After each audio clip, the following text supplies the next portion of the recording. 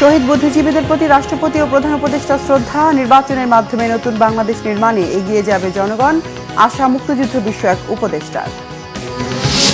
শহীদ বুদ্ধিজীবীদের প্রতি বিএনপি সহ বিভিন্ন রাজনৈতিক দলের শ্রদ্ধা। এবারের জাতীয় নির্বাচন হবে উদার গণতান্ত্রিক দল ও স্বাধীনতা বিরোধী দলের মধ্যে, মির্জা ফখরুলের মন্তব্য। ভারতীয় হাইকমিশনারকে তলব। বাংলাদেশের নির্বাচন বানচালে শেখ হাসিনার বক্তব্য দেওয়ার সুযোগের বিরুদ্ধে পররাষ্ট্র মন্ত্রণালয়ের প্রতিবাদ। ওসমান হাদির অবস্থা অপরিবর্তিত, জানিয়েছে মেডিকেল বোর্ড। গুলি করার পর সিলেটে পালিয়ে যায় সন্দেহভাজন আততায়ীরা।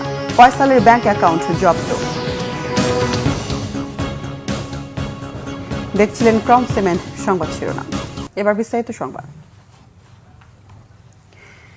শহীদ বুদ্ধিজীবী দিবসে জাতির শ্রেষ্ঠ সন্তানদের শ্রদ্ধা জানিয়েছেন রাষ্ট্রপতি মোহাম্মদ শাহাবুদ্দিন ও প্রধান উপদেষ্টা ডক্টর মোহাম্মদ ইউনূস। এ সময় যুদ্ধাহত মুক্তিযোদ্ধা, প্রধান বিচারপতি ও উপদেষ্টা পরিষদের সদস্যরা উপস্থিত ছিলেন।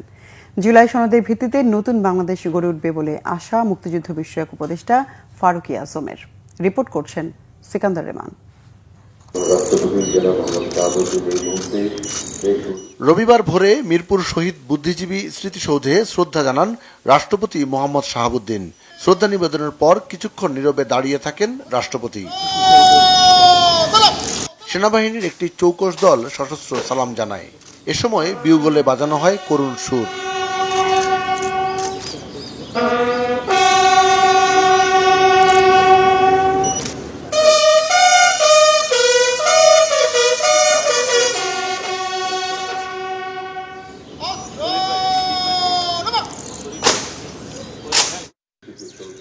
পরে অন্তর্বর্তী সরকারের প্রধান উপদেষ্টা অধ্যাপক ডক্টর মোহাম্মদ ইউনূস দেশের কৃতি সন্তানদের স্মৃতির প্রতি গভীর শ্রদ্ধা জানান ও কিছুক্ষণ নীরবতা পালন করেন।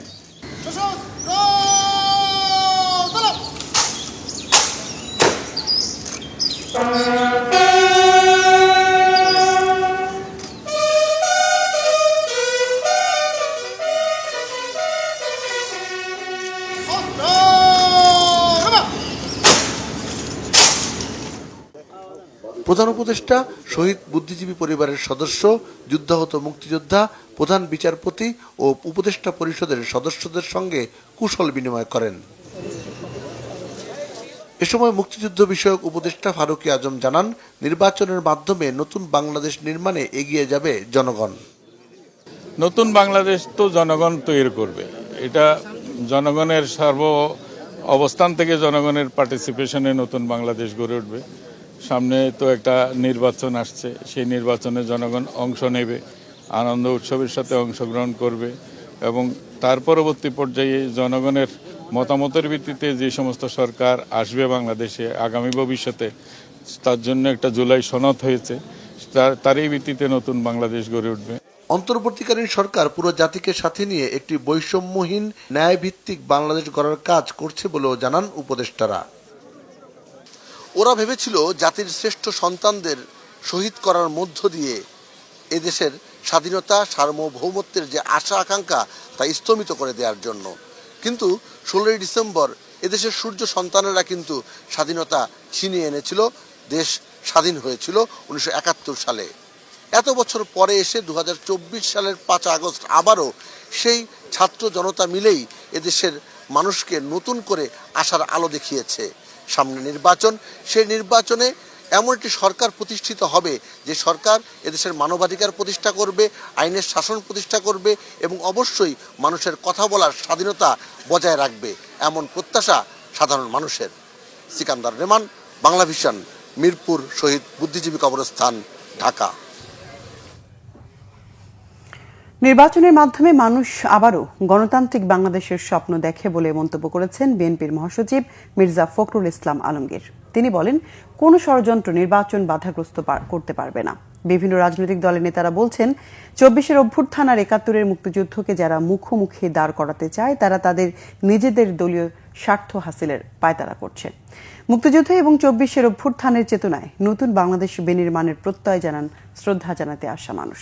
মহিবুল্লাহ মহিবের রিপোর্টে বিস্তারিত। ভোরের আলো ফুটতেই সর্বস্তরের মানুষের ঢল নামে রাজধানীর মিরপুর শহীদ বুদ্ধিজীবী স্মৃতিসৌধে। বুদ্ধিজীবী স্মৃতিসৌধে শ্রদ্ধা জানায় বিএনপি। পরে সাংবাদিকদের সাথে কথা বলেন দলের মহাসচিব মির্জা ফখরুল ইসলাম আলমগীর। সব চক্রান্ত ব্যর্থ করে নির্বাচনের মাধ্যমে গণতন্ত্র প্রতিষ্ঠা করার প্রত্যয় জানান তিনি। সমস্ত চক্রান্তকে ব্যর্থ করে দিয়ে এই দেশের মানুষ তাদের গণতান্ত্রিক যে অধিকার সে অধিকারকে প্রতিষ্ঠা করবে এবং আমরা বিশ্বাস করি যে যথাসময়ে সঠিক সময়ে নির্বাচন অনুষ্ঠানের মধ্যে দিয়ে গণতান্ত্রিক অগ্রযাত্রা অব্যাহত। আমাদের যে সাইকোলজি যে আমরা গণতন্ত্রের জন্য আমরা জীবন দিতে পারি, এটা কিন্তু বাংলাদেশের মানুষ বারবার প্রমাণিত করেছে। জাতির শ্রেষ্ঠ সন্তানদের প্রতি শ্রদ্ধা জানান বিভিন্ন রাজনৈতিক দল, সামাজিক ও সাংস্কৃতিক সংগঠন সহ স্কুল, কলেজ ও বিশ্ববিদ্যালয়ের শিক্ষক, শিক্ষার্থীরা। উগ্র একটা স্বৈরতন্ত্রকে বিদায় দিয়েছে, কিন্তু আমরা দেখছি নতুন এক ধরনের জবরদস্তি, নতুন এক ধরনের ফ্যাসিবাদী চিন্তা চেতনা আমাদের বহুত্ববাদী সমাজকে, আমরা দেখেছি কখনো ধর্মের নামে, বিভিন্ন মতাদর্শের নামে আমাদের উপরে নতুন করে জবরদস্তি চাপিয়ে দেওয়া হচ্ছে। নির্বাচনকে বানচাল করার জন্য এবং গণ অভ্যুত্থানকে নস্যাৎ করার জন্য গণ অভ্যুত্থানের যারা প্রতিচ্ছবি ছিল, যারা নায়ক ছিল, নেতা ছিল, যারা অংশগ্রহণকারী ছিল, তাদেরকে টার্গেট করে হত্যা করা হচ্ছে। এই বাংলাদেশের বিরুদ্ধে যারা যায়, বাংলাদেশের জনগণের বিরুদ্ধে যারা অবস্থান নেয়, তাদের বিরুদ্ধে আমাদের ৭১ সালের মতো এবং ২৪-এর মতো বৃহত্তর ঐক্য গড়ে তুলতে হবে। জনগণের সেই ঐক্যের শক্তি দিয়েই সমস্ত শত্রুদের মোকাবেলা করবে। এদিকে শহীদ বুদ্ধিজীবী দিবসের প্রথম প্রহরে রায়ের বাজার বৌদ্ধভূমি স্মৃতিসৌধে শ্রদ্ধা জানান যোদ্ধাহত মুক্তিযোদ্ধা, রাজনৈতিক নেতা, শিক্ষক, শিক্ষার্থী সহ সর্বস্তরের মানুষ। তাদের প্রত্যাশা সকল অপতৎপরতা মোকাবেলা করে মুক্তিযুদ্ধের চেতনায় গড়ে উঠবে স্বপ্নের সোনার বাংলাদেশ।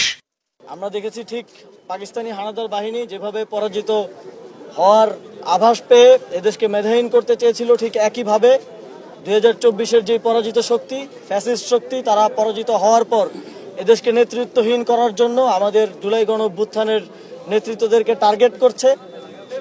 তার অংশ হিসেবে ওসমান হাদিকে গুলিবিদ্ধ করা হয়েছে। এই বাংলাদেশের রাজনীতি করতে হলে বাংলাদেশকে ধারণ করতে হবে। বাংলাদেশপন্থী যারা আছে তারা এই বাংলাদেশের রাজনীতি করবে এবং এই স্বাধীন বাংলাদেশে আমরা সবাইকে নিয়ে একসাথে, বাংলাদেশপন্থী আমরা যারা আছে সবাই একসাথে আমরা স্বাধীন বাংলাদেশ বিনির্মাণ করব। তবে অন্যান্য বছরের তুলনায় এবারে শহীদ বুদ্ধিজীবী দিবসে রায়ের বাজার স্মৃতিসৌধে মানুষের উপস্থিতি ছিল কিছুটা কম। লাখো শহীদের রক্তে কেনা বাংলাদেশের প্রতিচ্ছবি হয়ে খোদ দাঁড়িয়ে আছে রায়ের বাজার বৌদ্ধভূমি স্মৃতিসৌধ। এখানেই ১৯৭১ সালে এদেশের প্রখ্যাত সাংবাদিক, চিকিৎসক, শিক্ষক সহ বুদ্ধিজীবীদেরকে ধরে এনে হত্যা করেছিল পাকিস্তানি হানাদাররা। সেই দিনটিকে স্মরণে সকাল থেকেই সর্বস্তরের মানুষ শ্রদ্ধা জানিয়েছে এই স্মৃতিসৌধে। তবে হাদির উপর গুলিবর্ষণের ঘটনায় কিছুটা আনুষ্ঠানিকতায় ভাটা পড়লেও মুক্তিযুদ্ধের চেতনা বাস্তবায়নে নতুন বাংলাদেশ বিনির্মাণের পথে সর্বাত্মক সহযোগিতার আশ্বাস দিয়েছেন শ্রদ্ধা জানাতে আসা মানুষ। মুহিবুল্লাহ মুহিব, বাংলা ভিশন, ঢাকা। বিএনপির মহাসচিব মির্জা ফখরুল ইসলাম আলমগীর বলেছেন, এবারে জাতীয় নির্বাচন হবে দুই শক্তির মধ্যে, একটি উদার গণতান্ত্রিক দল, অন্যটি স্বাধীনতা বিরোধী দল। স্বাধীনতা বিরোধীরা ভোল পাল্টি এখন জনগণের কাছে ভোট চাইছে, কিন্তু স্বাধীনতা বিরোধীদের ক্ষমা করার কোনো কারণ নেই। রাজধানীতে ডিপ্লোমা ইঞ্জিনিয়ার্সে জাতীয়তাবাদী মুক্তিযোদ্ধা দল ও মুক্তিযুদ্ধের প্রজন্ম আয়োজিত আলোচনায় এসব বলেন তিনি। মির্জা ফখরুল আরও বলেন, বিএনপি বারবার পরীক্ষা দিয়েছে, কোনো ষড়যন্ত্রের কাছে মাথা নত করেনি। ফ্যাসিস্ট আওয়ামী লীগের দ্বারা বিএনপি চেয়ারপারসন বেগম খালেদা জিয়া অমানবিক আচরণের শিকার হয়েছেন, তবুও অন্যায়ের সাথে আপোষ করেননি তিনি। ওসমান হাদির উপর হামলার মাধ্যমে দেশকে অস্থিতিশীল করার চেষ্টা চালাচ্ছে আওয়ামী লীগের কুচক্রীরা বলেও মন্তব্য করেন মির্জা ফখরুল। এইবারকার নির্বাচন কিন্তু দুটো শক্তির মধ্যে নির্বাচন। একটা শক্তি হচ্ছে বাংলাদেশের পক্ষের শক্তি, যেটা আমি আগে বললাম। এই শক্তি হচ্ছে উদার গণতন্ত্রের পক্ষের শক্তি। উদারপন্থী গণতন্ত্রকে রাখবো নাকি সেই পেছনে পড়া যারা আমাদেরকে সবসময় বিভ্রান্ত করতে চায় ধর্মের কথা বলে, সেটার দিকে যাব। আমরা তো ৭১ সালকে ভুলতে পারি না। আজকে পরাজিত ফ্যাসিস্টরা পরাজয়কে মেনে নিতে না পেরে সেই পলাতক হয়েছে, পালিয়ে গেছে, সেখান থেকে ষড়যন্ত্র করছে বাংলাদেশকে ডিস্টেবিলাইজ করার জন্য। এতটুকু শিক্ষা হয়নি যে কিভাবে পরিণতি হয়েছে। আজকে সেভাবে আবার চেষ্টা করছে এইভাবে হাদিকে হত্যা করার চেষ্টার মধ্য দিয়ে। ঐতিহাসিক 14 ডিসেম্বর আজ শহীদ বুদ্ধিজীবী দিবস। ৭১-এর এই দিনে পরাজয় নিশ্চিত জেনে ভবিষ্যৎ বাংলাদেশকে বুদ্ধিবৃত্তিকভাবে পিছিয়ে দেওয়ার ষড়যন্ত্রে মেতেছিল পাকিস্তানি হানাদার এবং তাদের দোসররা। অস্ত্র হাতে ঝাঁপিয়ে পড়েছিল বুদ্ধিজীবী সমাজের উপর, হত্যা করেছিল 1000-এর বেশি বুদ্ধিজীবীকে। ৭১-এর শহীদ বুদ্ধিজীবী পরিবারের সদস্যরা বলছেন, দেশের সূর্য সন্তানদের স্বপ্ন পূরণে বুদ্ধিবৃত্তিকভাবে উৎকর্ষতা অর্জন করবে জাতি, এমনটাই তাদের প্রত্যাশা। নাবিল জাহাঙ্গীরের রিপোর্ট। ১৯৭১ সালের উত্তাল ডিসেম্বর। পাকিস্তানি হানাদার বাহিনী ততদিনে বুঝে গেছে পরাজয় নিশ্চিত, তাই ভবিষ্যৎ বাংলাদেশকে বুদ্ধিবৃত্তিকভাবে পঙ্গু করতে পরিকল্পনা করে তারা। 14 ডিসেম্বর এদেশের বরেণ্য শিক্ষাবিদ, চিকিৎসক, প্রকৌশলী, সাংবাদিক, শিল্পী, শিক্ষক সহ বিশিষ্ট ব্যক্তিদের বাড়ি থেকে তুলে নিয়ে গিয়ে নির্মমভাবে হত্যা করে পাকিস্তানি বাহিনী এবং আল বদর, আল শামস ও রাজাকারের মতো স্থানীয় দোসররা। শহীদ হন ডক্টর আলিম চৌধুরী, অধ্যাপক মুনির চৌধুরী, ডক্টর ফজলে রাব্বি, সিরাজ উদ্দিন হোসেন, শহীদুল্লাহ কায়সার, জ্যোতির্ময় গুহ ঠাকুরতা, মোফাজ্জল হায়দার চৌধুরী, অধ্যাপক আবুল খায়ের এবং সেলিনা পারভিন সহ হাজারেরও বেশি বুদ্ধিজীবী। সেদিন চোখের সামনেই বাবাকে তুলে নিয়ে যেতে দেখেন অধ্যাপক আবুল খায়েরের ছোট ছেলে রাশেদুল ইসলাম। সেদিন সকালবেলা আব্বা মর্নিং ওয়াকে বের হয়েছে আর কি, আম্মার গায়ের শালটা দিয়ে আর কি। 5-6 জন লোক এসে আমার আব্বাকে জিজ্ঞেস করেছে, আপনি কি ডক্টর খায়ের নাকি? তো আব্বা বললেন, হ্যাঁ আমি ডক্টর খায়ের। তো এই কথা বলার সঙ্গে সঙ্গেই আম্মার যে গায়ের শালটা আব্বার গায়ে ছিল আর কি, সেই শালটা দিয়ে আব্বার চোখ বেঁধে ওখানে গেটের বাইরে মাইক্রোবাস ছিল, ওখানে উঠে নিয়ে যায়।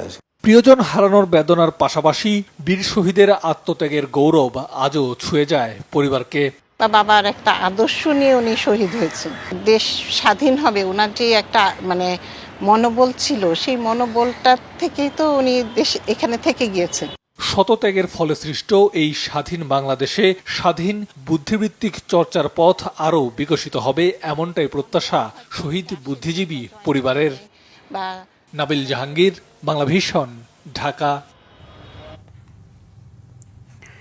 নির্বাচন সময় মতো হবে, বানচালের অপচেষ্টা সফল হবে না, তবে ভবিষ্যতে চোরাগোপ্তা হামলার আশঙ্কা উড়িয়ে দেয়া যায় না বলে মন্তব্য করেছেন নির্বাচন কমিশনার আবুল ফজল মোহাম্মদ সানাউল্লাহ।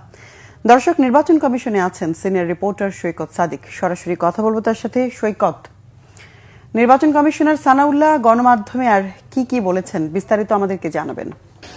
আজকে নির্বাচন কমিশনের যে বৈঠকটি হলো সেটা খুবই গুরুত্বপূর্ণ একটা বৈঠক এবং খুবই জরুরি ভিত্তিতে আইন শৃঙ্খলা বাহিনীর সদস্যদের নিয়ে আজকের এই বৈঠকটি হলো। প্রধান নির্বাচন কমিশনার এম নাসির উদ্দিনের সভাপতিত্বে প্রায় 1.5 ঘন্টা ব্যাপী বৈঠকে স্বরাষ্ট্র মন্ত্রণালয়ের সিনিয়র সচিব, আইজিপি, ঢাকা মেট্রোপলিটন পুলিশের কমিশনার এবং আনসারের যে মহাপরিচালক তারা সহ উচ্চপদস্থ ঊর্ধ্বতন কর্মকর্তারা ছিল। এবং বৈঠক শেষে নির্বাচন কমিশনার আবুল ফজল মোহাম্মদ সানাউল্লাহ তিনি বৈঠকের বিস্তারিত তুলে ধরেন এবং যে বিষয়টি আজকে এই বৈঠকে গুরুত্ব পেয়েছে। আপনি জানেন যে তফসিল ঘোষণার 24 ঘন্টা না যেতে যেতেই ওসমান হাদি, যিনি ইনকিলাব মঞ্চের মুখপাত্র, তার গুলিবিদ্ধ হওয়া সেই ঘটনাটি তারা গুরুত্ব দিয়েছেন। এর পাশাপাশি বাংলাদেশের 2টি নির্বাচন অফিসে হামলা হয়েছে সেই বিষয়টিও তারা গুরুত্ব পেয়েছে এবং বিশেষ করে ওসমান হাদির গুলিবিদ্ধ হওয়ার ঘটনাটি যে আইন শৃঙ্খলা বাহিনী খুবই গুরুত্ব সহকারে নিয়েছে এবং কেন এই হামলাটি হলো, এই হামলাটা বা চোরাগুপ্ত হামলা, এরকম হামলা কি নির্বাচনে ভীতি বা ভয় দেখানোর জন্য এবং ভবিষ্যতে এই ধরনের হামলা আরো হবে কিনা সেই বিষয়গুলি তারা বিস্তারিতভাবে বলেছেন এবং তারা এটাও বলেছেন যে এই ধরনের হামলা করে নির্বাচন কমিশনকে দমানো যাবে না। যারাই এই হামলা করছেন বা ভবিষ্যতে যদি করেন তারা ব্যর্থ হবেন। নির্বাচন যথাসময় হবে, নির্বাচন পেছনের কোনো সুযোগ নেই এবং আইন শৃঙ্খলা বাহিনীকে আরো তৎপর থাকতে বলা হয়েছে। গোয়েন্দা বিভাগও কাজ করছে এবং বলা হচ্ছে যে অভিযানটি কিছুদিন আগে চলেছে সেই অভিযানটি আবার শুরু করা হয়েছে। যেসব সন্ত্রাসীরা জামিনের বাইরে বের হয়েছে, অবৈধ অস্ত্র যেগুলো রয়েছে সেই সব উদ্ধারে আবার কঠোরভাবে মাঠে নেমেছে আইন শৃঙ্খলা বাহিনী এবং ভবিষ্যতে যাতে এই ধরনের চোরাগুপ্ত হামলা না হয় সেই বিষয়ে সজাগ থাকতে সবাইকে সতর্ক করা হয়েছে। পাশাপাশি রাজনৈতিক দল বা প্রার্থী যারা নিয়মিত নির্বাচনের মাঠে রয়েছেন তাদেরকেও সতর্ক থাকতে বলা হয়েছে। তাদের আশেপাশে যারা থাকবেন সেই বিষয়ে যাতে সজাগ থাকে। আইন শৃঙ্খলা বাহিনী তো কাজ করবেই, তারপরে যাতে এই ধরনের চোরাগুপ্ত হামলা থেকে রাজনৈতিক প্রতিনিধি বা প্রার্থীরা যাতে সজাগ থাকে সেই বিষয়টি তারা নির্দেশ দিয়েছেন। সব মিলে এক কথা বলে চলে যে আইন শৃঙ্খলা পরিস্থিতি কোনো অবস্থাতে অবনতি না হয়। ধন্যবাদ আপনাকে।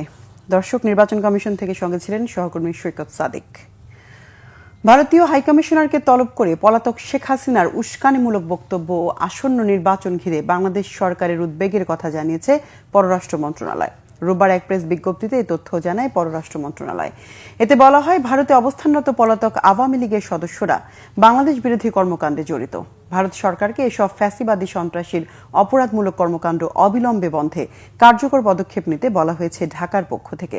এছাড়া শরীফ ওসমান হাদির ওপর হত্যা চেষ্টায় জড়িত সন্দেহভাজনদের ভারতে পালিয়ে যাওয়া রোধে দিল্লির সহযোগিতা চাওয়া হয়েছে। সেই সাথে শেখ হাসিনা এবং আসাদুজ্জামান খান কামালকে দ্রুত প্রত্যার্পণের আহ্বানও জানানো হয়। বলা হয়, প্রতিবেশী দেশ হিসেবে ভারত বাংলাদেশের জনগণের পাশে দাঁড়াবে, এটাই প্রত্যাশিত। সংবাদ বিজ্ঞপ্তিতে উল্লেখ করা হয়, ভারতীয় হাইকমিশনার বলেন, বাংলাদেশে শান্তিপূর্ণ নির্বাচন অনুষ্ঠানের প্রত্যাশা করে ভারত এবং এ বিষয়ে সর্বাত্মক সহযোগিতা দিতে তার দেশ প্রস্তুত। গুলিবিদ্ধ ইনকিলাব মঞ্চের আহ্বায়ক ওসমান হাদির শারীরিক অবস্থা অপরিবর্তিত রয়েছে বলে জানিয়েছেন তার চিকিৎসায় গঠিত মেডিকেল বোর্ডের সদস্য ডাক্তার আব্দুল আহাদ। বেলা 1টার দিকে এভারকেয়ার হাসপাতালের সামনে তিনি সাংবাদিকদের জানান, শুক্রবার রাতে তার অবস্থা যেমন ছিল এখনো তেমনই আছে। রবিবার সকালে হাদির একটি সিটি স্ক্যান করা হয়। তার রিপোর্ট পর্যালোচনা করে যা দেখা গেছে তাতে এখনো আশঙ্কামুক্ত বলা যায় না বলে জানান ডাক্তার আহাদ। বুলেটের বেশ কিছু অংশ বের করা হলেও একটা অংশ মস্তিষ্কের ভেতরে এমন জায়গায় রয়ে গেছে যেখানে অস্ত্রোপচার করাও সম্ভব নয়, তাই ভালো কিছু বলার মতো অবস্থা এখনো হয়নি। পরিবার যদি তাকে উন্নত চিকিৎসার জন্য দেশের বাইরে পাঠাতে চায় সেটা জানার পর মেডিকেল বোর্ড সিদ্ধান্ত নেবে। ওসমান হাদিকে গুলি করে সিলেটগামী ট্রেনে চড়ে পালিয়ে যায় ফয়সাল ও ডাবলু। আর্টিফিশিয়াল ইন্টেলিজেন্সের মাধ্যমে এমনটাই প্রমাণ পেয়েছে আইনশৃঙ্খলা বাহিনী। হাদিকে গুলি ঘটনায় ফয়সাল করিম মাসুদের ব্যক্তিগত কোম্পানির ব্যাংক অ্যাকাউন্ট জব্দ করেছে এনবিআর। সকালে ডিএমপির মিডিয়া সেন্টারে সাংবাদিকদের এসব তথ্য জানান ডিসি মিডিয়া তালিবুর রহমান। বলেন, হত্যার ঘটনায় হান্নান জড়িত কিনা সে বিষয়টি খতিয়ে দেখা হচ্ছে। ওসমান হাদিকে গুলি করা অপরাধীদের গ্রেফতারের সর্বোচ্চ চেষ্টা করা হচ্ছে। এরই মধ্যে শুটারকে শনাক্ত করা হয়েছে। এক প্রশ্নের জবাবে তিনি বলেন, অপরাধীরা পালিয়েছে কিনা এমন কোনো তথ্য জানা নেই। ভোটের মাঠের প্রার্থীদের নিরাপত্তার বিষয়টি গুরুত্ব দেওয়া হচ্ছে জানিয়ে নগরের আইনশৃঙ্খলা পরিস্থিতি স্বাভাবিক রাখতে চেকপোস্ট টহল কার্যক্রম বাড়ানো হয়েছে বলে জানান ডিসি মিডিয়া।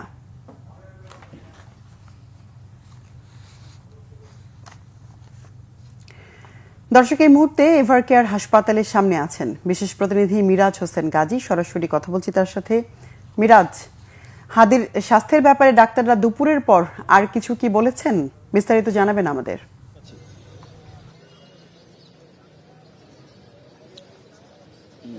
আসলে দুপুরের পরে আনুষ্ঠানিকভাবে ডাক্তারদের পক্ষ থেকে আর কিছু আসলে জানানো হয়নি। দুপুরে যে তথ্যগুলো দেওয়া হয়েছে সেগুলোই সবশেষ তথ্য ওসমান হাদির ব্যাপারে। তবে এমনিতে যেটুকু আমরা জানতে পেরেছি যে ওনার অবস্থা অপরিবর্তিত রয়েছে এবং দুপুরে যেটি বলা হয়েছিল যে ওনার এখনও গুলির বা যে বুলেটের একটি অংশ যেহেতু ওনার মাথায় ভেতরে রয়ে গেছে একটি অংশ, সেই অংশটি যেহেতু স্পর্শকাতর একটি জায়গায় রয়েছে, যে কারণে সেটি চিকিৎসকরা এখনই সেটি অপারেশন করে বের করে নেওয়ার বিষয়ে যে সিদ্ধান্ত নেবেন সেটিও আসলে ওরা নিতে পারছেন না বা এখনও নেননি। তবে যেটি আসার খবর যেটুকু ছিল যে ওসমান হাদির দুটি কিডনি যেটি কাজ করছিল না সেটি কাজ করছে এখন, এইটুকু হচ্ছে যে ওনার আসার খবর। এবং যাতে করে চিকিৎসকরা কিছুটা আশাবাদী হয়েছেন যে যেহেতু কিডনি সক্রিয় রয়েছে বা আবারও সচল কিডনি কাজ করছে, তবে ফুসফুসের অবস্থা আগের মতো অপরিবর্তিত রয়েছে। তবে ওসমান হাদির অবস্থাটি আশঙ্কামুক্ত নন তিনি, এটি কিন্তু বারবারই বলছেন। এবং চিকিৎসকদের পক্ষ থেকেও যেটি বলা হয়েছে যে তার জন্য দেশবাসী আসলে দোয়া করবেন, সবার কাছে দোয়া চেয়েছেন চিকিৎসকরাও। কারণ হচ্ছে ওনার যেই বুলেটটি ওনার মাথায় এক পাশ দিয়ে ঢুকে আর এক পাশ যেহেতু বের হয়ে গেছে আর ভেতরে যেহেতু কিছুটা অংশ রয়ে গেছে, সেটি আবার অপারেশন করে বের করে ফেলার মতো সেই পরিস্থিতি বা সেই ঝুঁকিও নিতে চাচ্ছেন আপাতত চিকিৎসকরা, যেটুকু এখন পর্যন্ত জানা গেছে। তবে পরিস্থিতি যেহেতু কিডনি সচল হওয়ার কারণে কিছুটা আশাবাদী, সেক্ষেত্রে পরবর্তীতে চিকিৎসকরা হয়তো সিদ্ধান্ত নেবেন যে ওনার ব্যাপারে আর কি সিদ্ধান্ত নেওয়া যায়। তবে এখন পর্যন্ত আনুষ্ঠানিকভাবে দুপুরের পরে আর কিছু জানানো হয়নি। জেবা। বিরাজ, ধন্যবাদ। প্রয়োজনে আবারও যোগাযোগ করব। বিচারিক সেবাকে নাগরিক সেবা না ভেবে প্রশাসনিক দয়া ভাবলে ভবিষ্যতে বিচারিক সেবার বেসরকারীকরণের সম্ভাবনা উড়িয়ে দেওয়া যায় না বলে মন্তব্য করেছেন প্রধান বিচারপতি ডক্টর সৈয়দ রেফাত আহমেদ। দেশের সকল জেলা জজ, মহানগর দায়রা জজ, চিফ জুডিশিয়াল ও চিফ মেট্রোপলিটন ম্যাজিস্ট্রেটদের উদ্দেশ্যে সমাপনী অভিভাষণে তিনি এসব কথা বলেন। বিকেলে সুপ্রিম কোর্ট অডিটোরিয়ামে আয়োজিত এই অনুষ্ঠানে প্রধান বিচারপতি বিচারকদের উদ্দেশ্যে বলেন, শুনানিকালে কোনো বিশেষ পদধারী ব্যক্তিকে অতিরিক্ত গুরুত্ব দেওয়া যাবে না। অসৎ বিচারপতিদের বিরুদ্ধে কঠোর ব্যবস্থা নিতে হবে এবং রাজনৈতিক পদলেহন বন্ধ করতে হবে। ব্যক্তিগত অসততার বিষয়ে বিচারকদের সতর্ক থাকার আহ্বান জানিয়ে তিনি বলেন, বিচারকরা অসততার ঊর্ধ্বে উঠতে না পারলে বিচার বিভাগের জন্য স্বাধীন সচিবালয়ের সার্থকতা নেই। বিচারকদের উপযোগী কর্মপরিবেশ নিশ্চিতে এখনও দীর্ঘ পথ অতিক্রম করতে হবে বলে মন্তব্য করেন প্রধান বিচারপতি ডক্টর সৈয়দ রেফাত আহমেদ।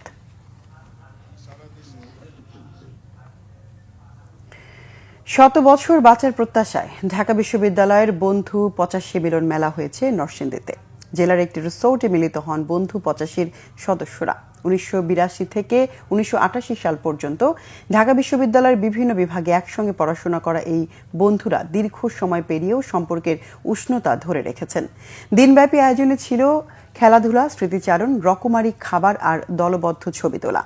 পরিবার পরিজনের উপস্থিতিতে মিলনস্থলটি হয়ে ওঠে এক আনন্দঘন মিলন কেন্দ্র। কেউ ফিরলেন ছাত্র জীবনের কোলাহলে, কেউ ভাগ করে নিলেন জীবনের অর্জন ও না পাওয়ার গল্প। সন্ধ্যার পর শুরু হয় সাংস্কৃতিক আয়োজন। গানের সুরে, নাচের তালে তালে মুখরিত হয়ে ওঠে মিলনস্থল। হৃদয়ের তারুণ্য যে অটুট, তারই প্রমাণ মিলেছে এই মিলন মেলায়। অনুষ্ঠানে সভাপতিত্ব করেন বন্ধু ৮৫-র সভাপতি মোহাম্মদ শহীদুল ইসলাম।